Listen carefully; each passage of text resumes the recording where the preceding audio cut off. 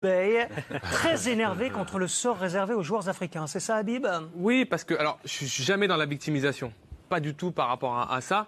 C'est juste que lorsque je vois ce classement, on se rend compte que ce qui se passe de la 5e à la 30e place n'a pas réellement d'intérêt et de valeur. Lorsque je vois que Sadio Mané, qui a quand même été assez éblouissant avec Liverpool l'année dernière... Vous l'auriez mis dans les 10? Je l'aurais mis déjà devant des joueurs comme Sergio Aguero, je l'aurais mis devant Kevin De Bruyne. Il a mis 10 buts en Ligue des Champions. Il a marqué en finale de Ligue des Champions. Il a été extraordinaire. Ça a été le deuxième meilleur joueur de Liverpool derrière Mohamed Salah. Lorsque je vois Mohamed Salah, par exemple, et que je le compare à Lionel Messi, sur la valeur intrinsèque, Lionel Messi est le meilleur joueur du monde, l'un des meilleurs joueurs du monde.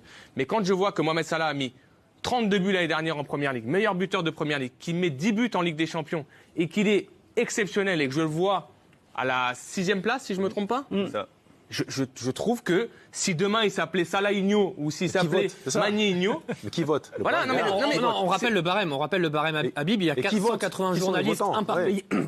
Pardon, 180 journalistes, un par pays, qui ont voté. Le barème, ils votaient à chaque fois pour leur top 5, avec 6 points pour le premier, 4 pour le deuxième, 3 pour le troisième, 2 pour le quatrième et 1 pour le dernier. C'est comme ça ensuite qu'on accumule les points. Comme le disait Didier, c'est très subjectif. On en revient toujours au même problème, les critères. Voilà. Les critères, c'est quoi les critères? Ça part dans tous les sens. Vous pouvez faire ce que vous voulez avec ce vote. Donc il y a souvent eu un manque de reconnaissance, il faut le dire. Et j'appuie sur quelque chose qu'on en a parlé, mais rappelez-vous de Samuel Eto'o, qui ne gagne pas le Ballon d'Or, alors qu'il avait fait une saison extraordinaire. Premier Ballon d'Or en 95, c'est arrivé. On a ouvert. Mais rappelez-vous aussi du classement d'un Drogba, par exemple, d'un Yaya Touré. Là, je vois le classement de Sadio Mané par rapport à sa saison. Pour quelle raison, d'après vous? Je pense qu'il y a un manque de reconnaissance, puisqu'ils ne brillent pas avec leur sélection. C'est difficile pour eux de briller avec leur sélection. Peut-être qu'il manque justement d'aura par rapport à ce niveau international. Pour le coup, Salah aurait pu espérer mieux s'il avait été en meilleure forme, je pense, parce qu'il est allé à la Coupe du Monde, j'allais dire, pas sur une jambe, mais sur un bras. Et sa sélection n'a rien fait. Donc ça doit plomber. Par exemple, Firmino est devant Sadio Mané. Firmino a mis 10 buts en Ligue des Champions. Sadio Mané a mis également 10 buts. Parce qu'il est brésilien? Posez-vous la question.